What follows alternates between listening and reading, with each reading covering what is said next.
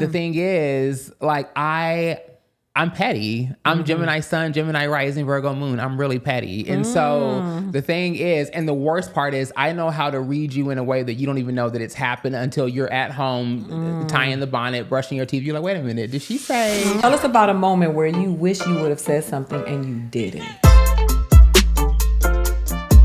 There's nothing better than this. Say what you mean. Say what you mean. Say what you mean. Say what you mean. Say what you mean. Hi, everybody. It's your girl, Aida Rodriguez. Welcome to another episode of Say What You Mean, where people stop by to share some of the stories of some of the things they should have said way back when and they didn't, and now they have the opportunity to come say it and share it with you. Like every other episode, I start with my own story where I wish I would have said something.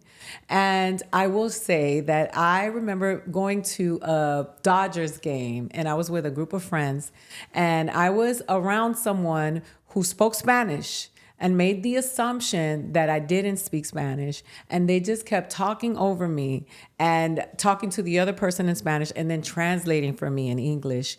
And I just let them do it. I just let him, he did it. It was a lot of labor. So I felt like because he made the assumption that I didn't speak Spanish, that based on whatever, I just let him go ahead and do the double work. And I never told them, but I just want to say, Francisco, yo hablo español y lo hablo muy bien. Y mira qué tiempo tú gastaste. Gastaste tiempo tratando de explicarme a mí una cosa y no lo estaba ni traduciendo correctamente. Así que quería decirte eso. So basically, I just said, yo, you were translating for me and your translations weren't even right. And I actually speak Spanish better than you. But it took me a long time. I know he's going to watch this because he follows me on social media. He's always in my stuff. You made that LA Dodger game insufferable because you felt the need to explain to me the whole time. And I just realized that I didn't want to be friends. So I'm glad I got that off my chest in 2 languages. Now we move on with the show. I'm excited to bring the following guests to the show. Actually, Ashlee and I met through the Young Turks. We were on there doing double time commentary, tackling racism, xenophobia, anti-trans, anti-queer. We were on there, and then we had an instant connection. And I've always been like, I fucks with her because she tells it like it is. The best reads that you can ever get, follow at Ashlee Marie Preston.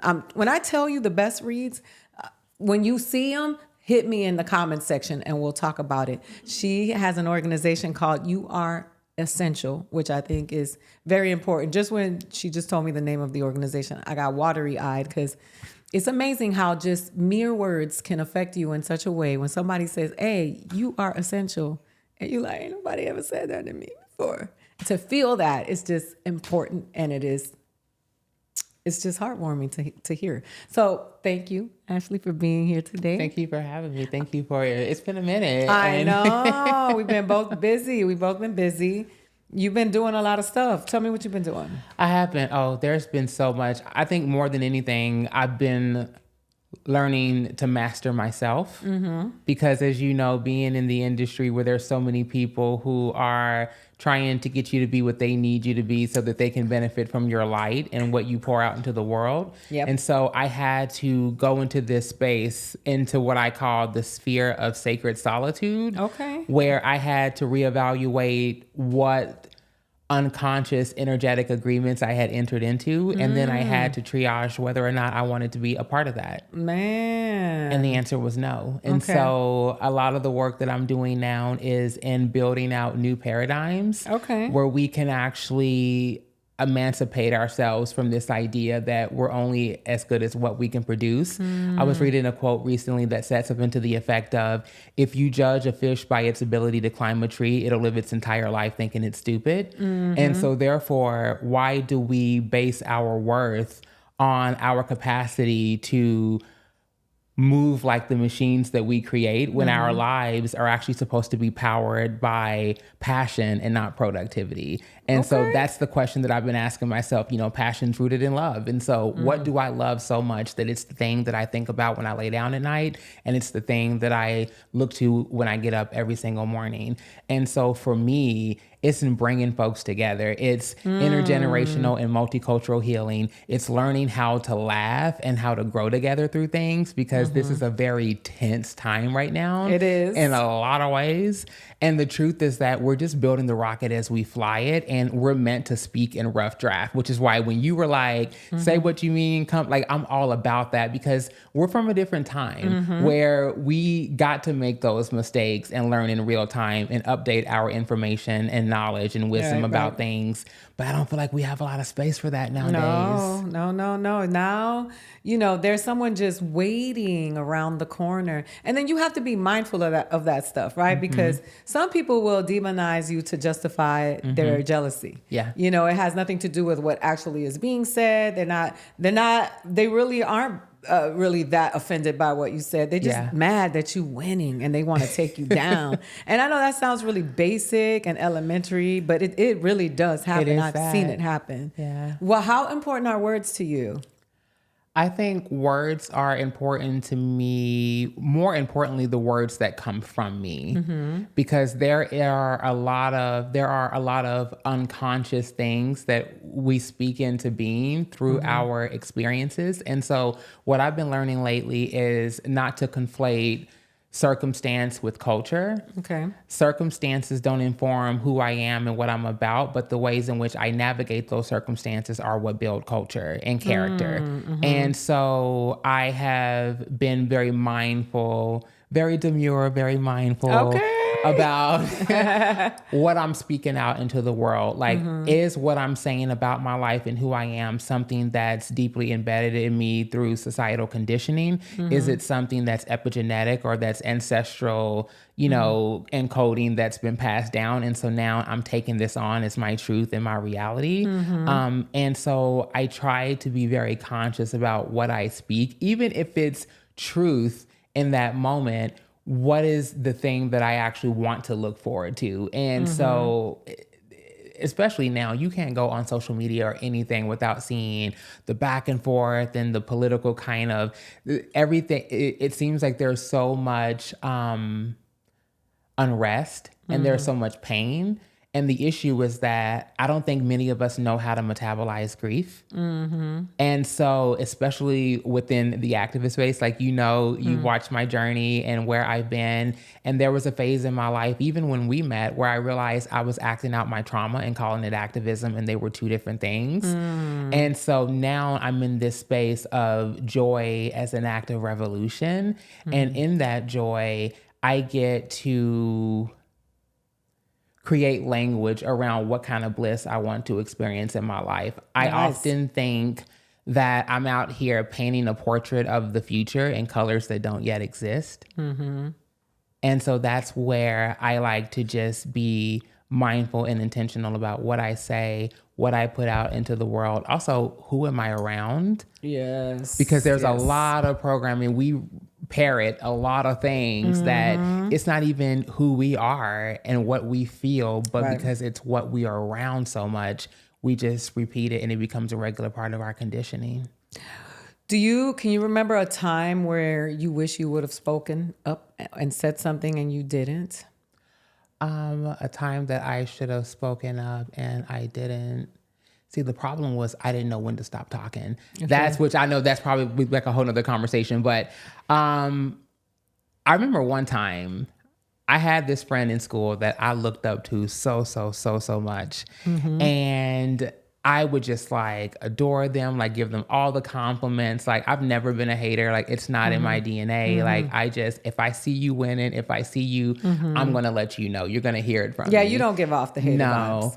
And so, but this person, I think they mistaked the compliments and the adoration as, I wanted to be them or that everybody wanted to be them. So essentially the behavior I tolerated from them, they just thought that everybody was going to take that. Oh, wow. And so one day there was like somebody who was new in our friend group and we were in the lunchroom and they just kept saying like very slick things. Like it wasn't enough that they were, cute, had it together, this kind of stuff. They wanted to also let the other person that they know that they could never.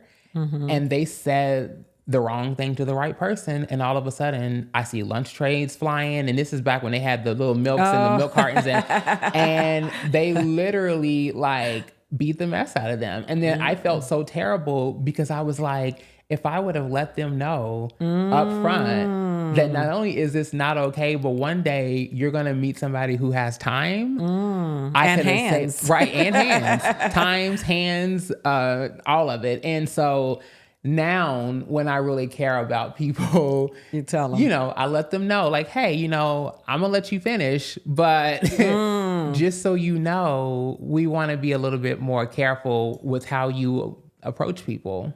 I think it's important to do that because even in this current day, there are a lot of people who are still willing to distribute the hands. Listen. And because they got a lot of unresolved trauma and issues. And there are some people who are just one word away from just flying off the handle. Especially post-COVID because we forgot how to act. Like the minute that they dissolve that lockdown, people are on planes boxing it out with flight attendants over peanuts and just like really going in. And I think that as we enter, not to be too woo-woo, but I'm the woo-woo friend, we're entering the age of Aquarius. And so this is about emotional intelligence and like really learning how to, again, not make our healing somebody else's responsibility because that's what it all boils down to is that we never know what somebody else is carrying and what they're having to deal with and what they navigate on a daily basis. And so if we do our own work to like make sure that we're not projecting that onto other people, then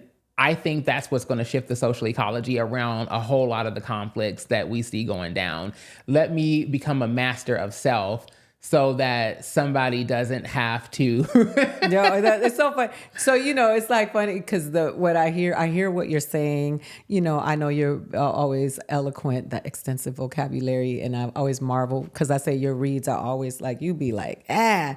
And so for those of you who are out there, basically what she said was that she wished she would have told her friend to stop with that because they was about to get their ass busted. And did. And then she felt bad because she didn't say, yo, slow your roll. Everybody out there, y'all, you act like fat meat ain't greasy. Because everybody don't see it for you like I do. Like I actually see the real you. That's always been my gift is that people, wop, wop, bark, say whatever. But I see you. Like I'm a seer. That's part of my spiritual gift. And so I don't necessarily take it personal, but again, not everybody is in the place that I'm in. Not everybody is willing to take that. And again, it's one of those things where why be unnecessary? Yo, but you know what? That wasn't your work. It wasn't your work. That person was supposed to get ass whooping. That lesson was for that person. But when you're helping somebody clean up their edges afterwards, it feels like a part of you. Listen. It just feels like a part of you. That's you being a good friend. You help with clean up the edges. That wasn't your work. Your work was to advocate for you. Yes. But not to educate that person on how to behave. No, yeah. And that's part of my journey too also is in essentially realizing that I'm a guide, but I'm not a helper. Yeah. And there is a difference between giving somebody the wisdom that they can choose to take or not take, and then trying to like take them by the hand and lead them through these life lessons. And that's the thing is that like I don't know, and it's hard sometimes, especially with social media, because the reads that you're talking about, it's so hard, especially being in a public figure, because people think that they can just say any old thing. Oh yeah. And the thing is, like I'm petty. I'm Gemini sun, Gemini rising, Virgo moon. I'm really petty. And so the thing is, and the worst part is I know how to read you in a way that you don't even know that it's happened until you're at home tying the bonnet, brushing your teeth. You're like, wait a minute, did she say? And she's so petty. She know all her moons to justify when she go in on you. She like, bitch, the Virgo moon in me says, I I think that social media is a lot of people are emboldened in social media. They really feel like they can just say whatever they want. They get real tough in that comment section. They don't think they're ever going to run into you. Or they don't ever think there are any consequences for what they say. And they just, they just meander through the comment section just doing stuff. And let me be very clear. This isn't just people on social media just randomly using the app. There's been public figures. Oh, yes. Yes. Who thought that they could say slick shit, especially during presidential elections and, different types of stuff. Like people forget, don't let these politicians get you so hyped up. Yes. That you out here speaking funds that your can't cash. That's right. And then I see you in the green room at an event or at a thing and, oh, hey, sis, how are you? Out. Don't sis me. Yeah. Because and that's the thing is that I'm all about exploring identity and personality and who you are and this kind of thing. But social media really has people out here. It got y'all all up out here. You're not built like that. Reckless. You're not built that way. And the thing is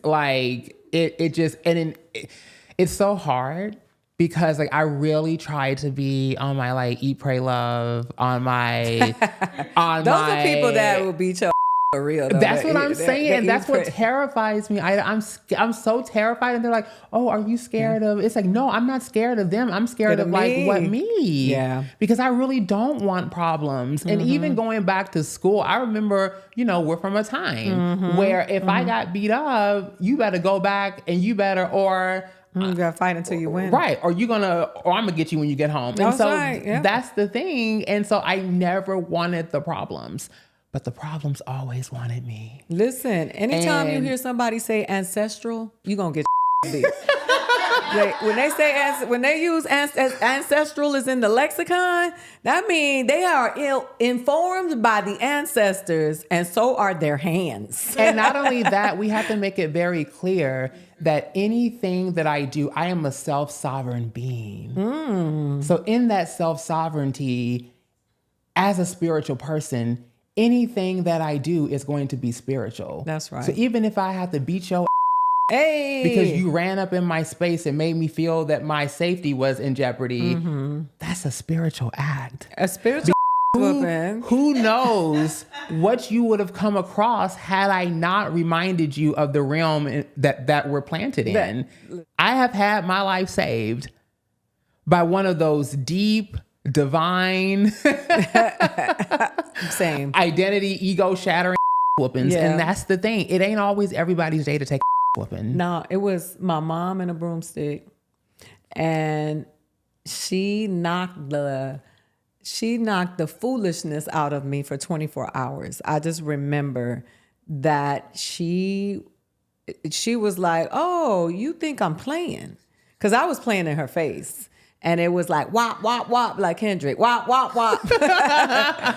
And I just remember just, the crying, because your feelings are hurt along with your body. But it was the moment when I was like, I really was playing in this woman's face and she's had enough. Yeah. And I think people don't realize, I don't think people really understand that. So here on Say What You Mean, we talk to the public. They send us messages on social media. We have a segment called Shoulda Kept That. And I'm going to share the story with you, and I want you to share with me. I want to hear what you think about this story, if this person should have kept that. So I'm a DJ, and my boy lost 103 pounds. He wanted a huge pool party for his birthday to celebrate being comfortable with his shirt off. It was great. People were really proud of him. When he came out, they all cheered. Under my breath, I said, "Gross. Hope he has money for his skin." I didn't realize that I never turned my mic off. Needless to say, I never got paid. I think he should have kept that. Yeah. You should have kept that. Even if, and not only that, unless you trying to come out the pocket with some of that down payment for the procedure, then and then we could have had the conversation when you're coming to the table with funds. Like, it's usually a projection of how you feel about yourself. Yeah. Right? Yeah. Because if you say gross to and really what it is it's confidence. Like, really, it's the fact that you are coming into your own in such a confident way, because 9 times out of 10, you ain't telling me nothing I don't know about myself or like things that I don't. But the fact that I would have the audacity to be able to have spaciousness for every form of myself and how I show up, because this is part of my, like, as someone, I was over 500 pounds at one point. In fact, when we met, I was like much bigger. And that was part of the thing, is that what I recognized is there was a lot of people who were chomping at the bits to put me in my place and remind me of where I needed to be, because how dare I have confidence? How dare I not be somewhere curled up in a Denny's t-shirt with food stains and in the corner crying? And that's the whole thing. So at any size, at any form, like, I'm gonna show up. Like, and so in that instinct, it just sounded like that was someone who no one told them that they could have that same level of confidence for themselves. And so it was like, I have to put you down or kind of like speak this out, because what's my excuse? If I think that I'm better than you, that's kind of the problem, is we go through life feeling like we're better or less than people, and sometimes both at the same time. Yeah.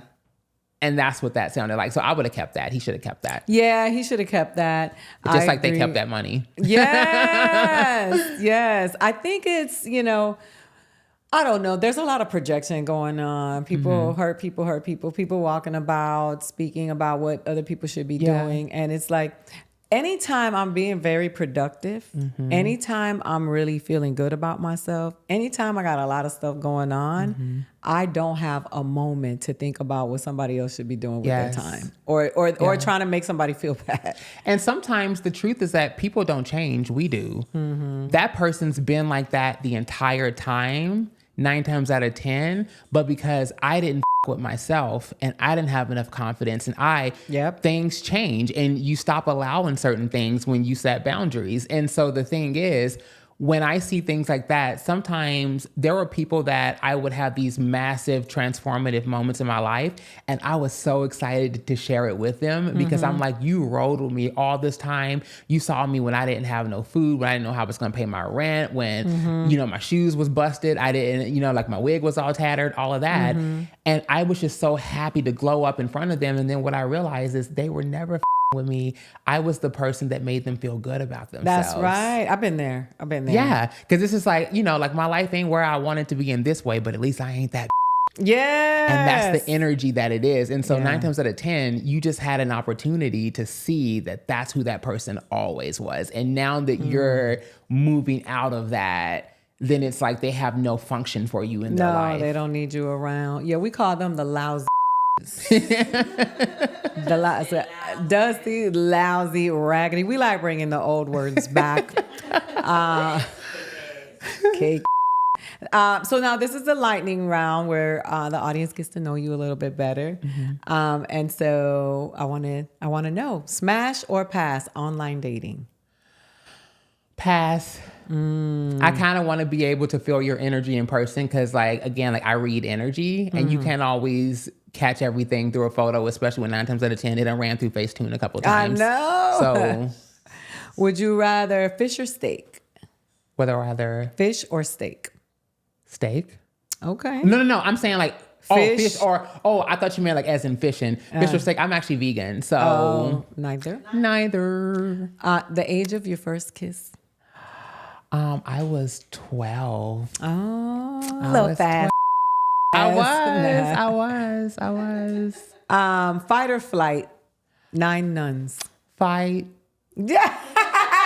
I love the proper though. Because it's going to be what it's going to be. And I would just rather, but also let me just preface again, it was a different time where we could throw down, have our thing. And be about our business. See you, hey, I like your shoes. I like your jacket. Yeah. It's like, move on. Like it was none of that stuff of like now where it's like people are like literally like out to like. Yep. Kill. Like literally like, and it's just like, so I don't want that to be it. But if it is that, then help me help you process I love it. whatever you need to process. You just Jerry Maguire the whooping. You were like, help me, help you. I love it. If you could say one thing to your favorite teacher, what would you say?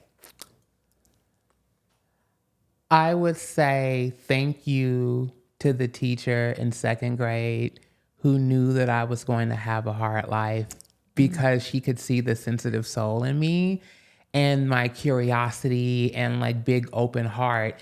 And so she was always sending me these messages, giving me these messages like, you are so intelligent. Aww. You are so special. You are so unique.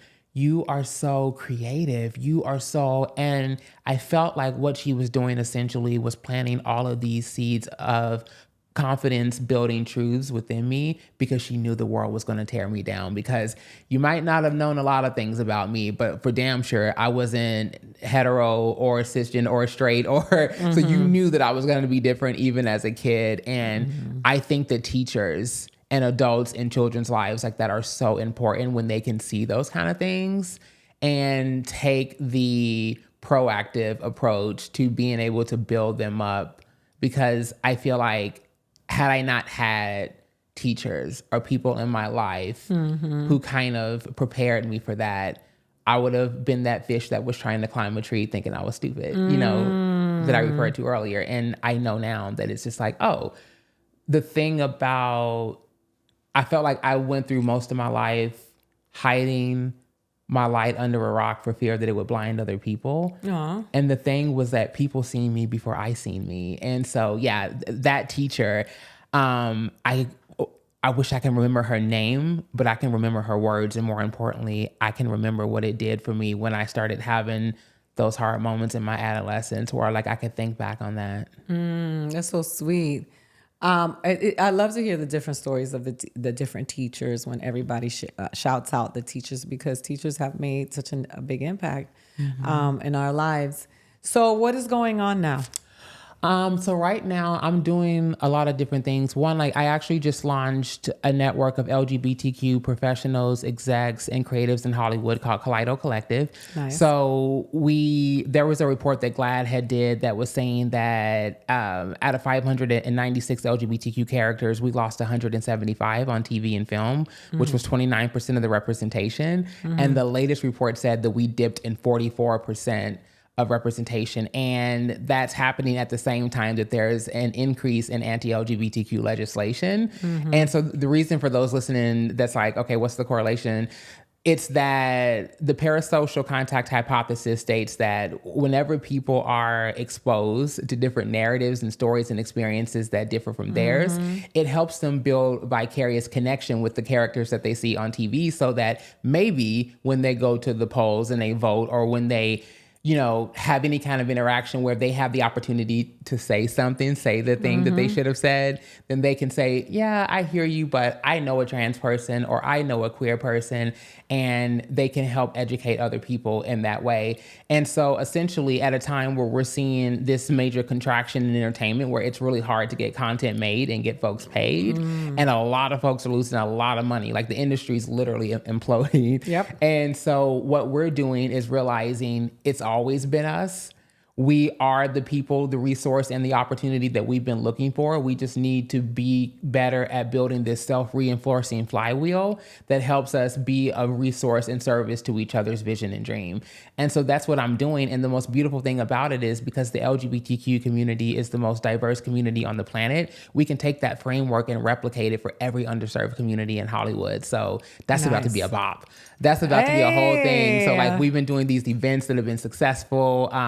We're about to have a couple of write-ups. So that's exciting. But my life passion, right? Because again, going back to what I was saying earlier, this idea of only having my worth be contingent upon what I can produce, it's really been an intergenerational and multicultural healing. It's really been about getting us to understand that none of this is normal. The fact that folks can't buy a house, the fact that folks don't know how they're going to feed their family, the fact that folks don't have insurance, the fact that folks fill in the blank, none of this is normal. And so again, I'm really trying to not only break a lot of these generational curses that keep us, especially the ones that have us subscribe to these false dichotomies that we can't both win at the same time and that you're my competition. Right. I'm not your competition, I'm your collaborator. That's right. And that's the thing. And so in the work that I'm doing, it's helping us heal that scarcity, heal that fear, heal the idea that we're, you know, the illusion of separateness, because one of the things that they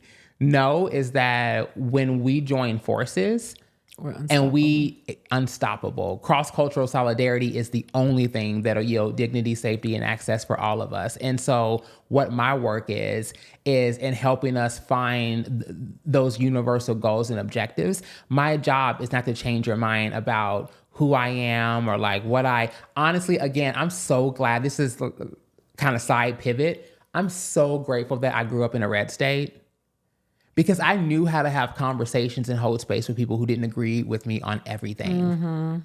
You know what I mean? Even with the whole, like, a lot of people have seen things that I've done throughout the years in my activism around, you know, trans rights and queer rights and Black. Let me be very clear. It was never about whether you thought that I should be using a certain bathroom or not. I'm 40 years old, high school's over, and I'm a little late for prom queen. I don't give a The only time I have a problem is when the people who are supposed to be our trusted servants, who hold the keys to the storehouses that have the resources that like we could be able to use to empower ourselves, when they start gatekeeping and blocking blessings and doing that, that's when it's a problem. It is. Well, I'm glad. So there you go. You saying what you mean right there. Yeah. Can you tell everybody how they can find you and connect with you and get more information on your organization and what you're doing? Yeah. So basically, you can find me on Instagram at Ashlee Marie Preston, ASHLEE, and my organization page is YAE.org. It's You Are Essential. And I guess join me on the journey, because you named something about, you know, oh, you're so like articulate and you're so this and that. And I'm in this phase in my life where I'm trying to find my most authentic voice. And so sometimes that shows up in a way that sounds scholarly. Sometimes it shows up in a way that sounds, you know, hood or whatever, but I think ultimately I'm just really committed to helping other people find their voice. And I think the best way to do that is to model it in yourself. So my style of leadership, if you're expecting to see a page where like I'm preaching at people, telling them, my style of leadership is to learn out loud. And the best way to do that is to use my own life lessons, learnings, and experiences to attract people rather than it being something that I promote. So you're going to see some outfits of the day. You may see some of those reads that Aida was talking about. And then you also may see content that's really going to give you a solid framework and blueprint for how you can level up your life and really have that spiritual transformation that helps you reject those unconscious agreements that we talked about earlier, those energetic agreements that aren't you, but it's a byproduct of how you were conditioned to think. I love it. I love it. Thank you so much for being here. I really appreciate you coming and doing this with me. Thank you so much. We are going to support, and we're going to look up her organization, You Are Essential, and we're going to show up, because that's what it's about, cross-cultural solidarity. I want to say thank you to you for tuning into this episode of Say What You Mean. Catch up with us on socials. We are at SWYM Pod on TikTok, Instagram, and X. If you are watching this, click the subscribe button. We want to hear from you in the comments section. Tell us your stories about those moments where you wish you would have said something or you should have kept that. If you are listening, download the episode, become a member, do whatever you need to do, and tell a friend, because we want to continue to grow this village. We are so excited to be a part of yours, and we are excited for you to be a part of ours. My name is Aida Rodriguez. This is Say What You Mean. We are out.